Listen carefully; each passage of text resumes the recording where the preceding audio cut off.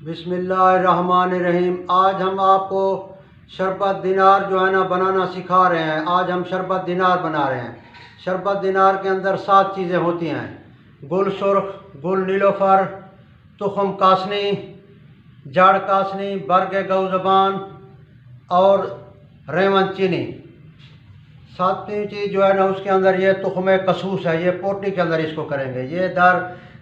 ये अपना वो है रेवन चीनी, तुखम कासनी, तुखम कसूस, बरगे गौ ज़बान, बरगे गुल नीलोफर, गुल सुर्ख। ये चीज़ें हैं। इनमें सिर्फ जो है ना एक इसको हम नीम कोप करेंगे, रेवन चीनी को, ये सख्त है। बाकी सब ऐसे ही हैं, भगो देंगे। और उसकी जो है ना हम पोटली बनाएंगे तुखम कसूस की। इसको ये हम ज़्यादा मिकदार में बना रहे हैं, 80 किलो चीनी का। आप अगर एक बोतल बनाना चाहते हैं ना, ये चीज़ें जो है ना आप 25-25 ग्राम बनाएंगे। आप जो है ना तुखम कासनी भी 25 ग्राम, जाड़ कासनी भी 25 ग्राम, गुल नीलोफर भी 25 ग्राम, गुल सुर्ख भी 25 ग्राम, रेवन चीनी भी 25 ग्राम, तुखम कसूस भी 25 ग्राम और बरगे गौ ज़बान भी 25 ग्राम। एक बोतल के लिए ये काफ़ी हैं, 25-25 ग्राम। इनको जो है ना 25-25 ग्राम को आप 1.5 किलो पानी के अंदर भगो देंगे। फिर इसको आप जोश देंगे। जब आधा किलो पानी बच जाए तो उसके अंदर जो है ना आप 3 पाव चीनी डालकर इसको पका लेंगे। आप बेशक इसमें अगर 1.5 किलो की बजाय ज़्यादा पानी डालें, 1 किलो का बनाना चाहें तो जब 3 पाव पानी बच जाए उसके अंदर 1 किलो चीनी डाल दें, वो बनाएं। घर के लिए अगर आप बनाना चाहते हैं तो उसके लिए 25-25 ग्राम है। हमारा जो है ना ये 80 किलो चीनी का हम बड़ी मिकदार में बना रहे हैं। ये नीलोफर साफ़ शुदा आ गई। ये हमने पोटली बना ली है तुखम कसूस की। तुखम कासनी आ गई, रेवन चीनी और बरगे गौ ज़बान, गुल सुर्ख। और ये जो है ना इनसे कंकर निकले हैं, ये निकले हैं बरगे गौ ज़बान से। ये मकामी पंसारी ने नहीं मिला है। ये असल में जहाँ से ये लोग इकट्ठा करते हैं, ये पत्थर भी उसी इलाके का है।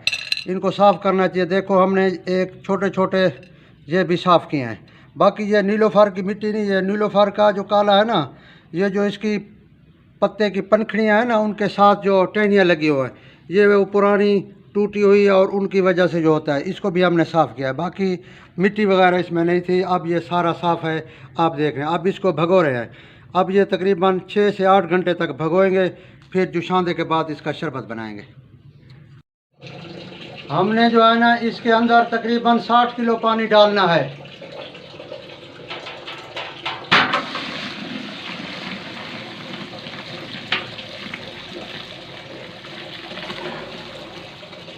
देखा है, ये कसूस की पोटली अंदर है। अब जो है ना इसको हम ढक रहे हैं। इसको अब हम ढक्कन लगा देंगे। अब हमारा जो है ना जोशांदा शरबत दिनार का तैयार हो चुका है। अब ये ठंडा हो रहा है।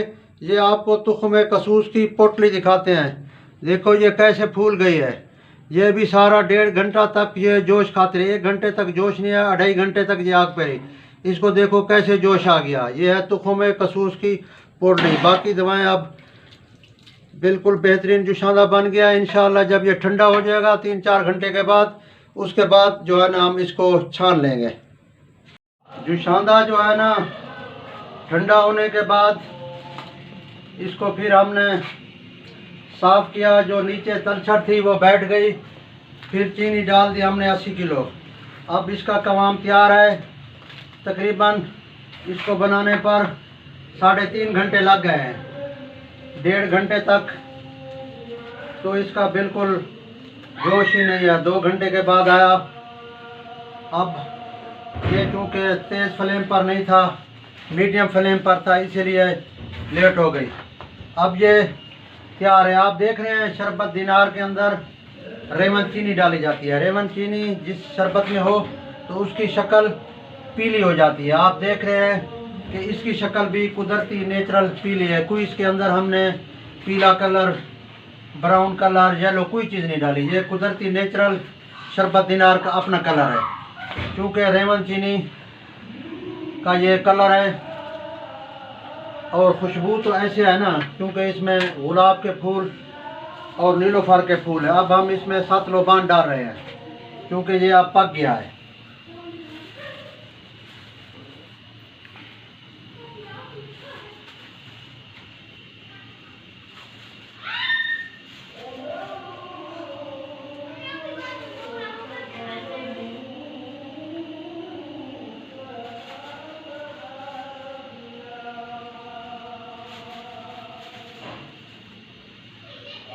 ये अब 6 घंटे तक भगोया रहेगा।